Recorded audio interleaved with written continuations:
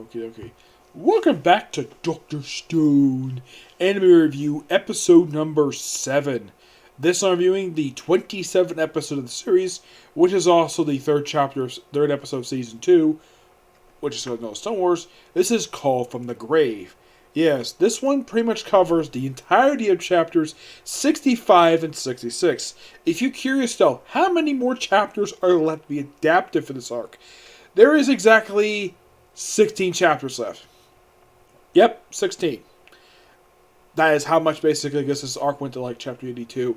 Though I did hear something that arc online, apparently this season is only going to be just 11 episodes. Which I'm like, really? Why the heck would you have this season be 11 episodes even the first season was freaking 24? That makes no sense. Episode picks up where we have from last week, where we have Sengoku's friend Tetsu, I think it's the guy's name. It's him and Yoshiro, where they are at Sengoku's grave, and like they can't use a shovel because it'll make much noise. So he goes like, "Screw it! I'm basically using my bare hand, like dig the thing out of the grave." And of course, he yells for quite a while into it, like Senku, like I think he is Senku, and of course, well, he's happy to hear him, and they chat for a while over what exactly their plan is, basically to convert Tezuka's army over to their side without killing anybody. Okay. Bring a guard over. Let me talk to her. And just by sheer coincidence, Nikki, that is seriously her name, Nikki, it's Nikki. I know this name because at one point somebody misspelled my name this way. When I was a kid, basically, some adults would misspell my name constantly. Because as a kid, I was known as Nikki instead of Nick. I basically decided just to call myself Nick when I turned 18. Now, in the case of basically the reason why this is, you see, some people will spell my name with Nikki or Niki instead with a Y, like I have been basically done for quite a while. This was a problem in elementary school frequently I had, where people would constantly not mispronounce my name, but misspell my name. Mostly it was just elementary school basically was happened with.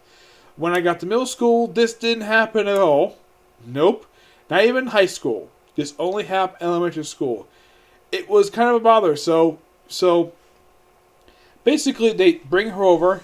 Oh, also Gin basically, while this is going on, Gin, Chrome, and Magma are trying to distract the archer.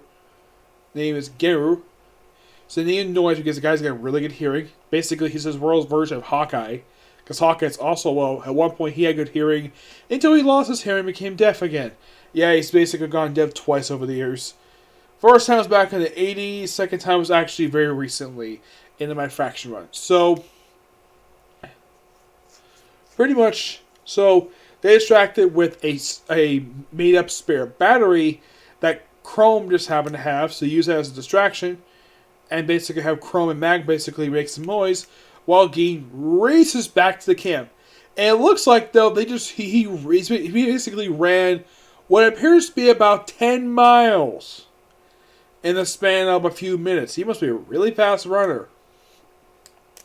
So he gets back. Oh, yeah, and basically he basically has where he impersonates Lillian, yes, singer who we introduced last season. Yeah, so from the U.S., we got everything back up and running. We're going to be on the way to Japan soon. And it's like, oh. And of course, this Nikki happens to be a big fan of Lillian's. Yes. So, the two questions, okay? How many records have you sold? This is both true of the manga and the anime. They got this part right.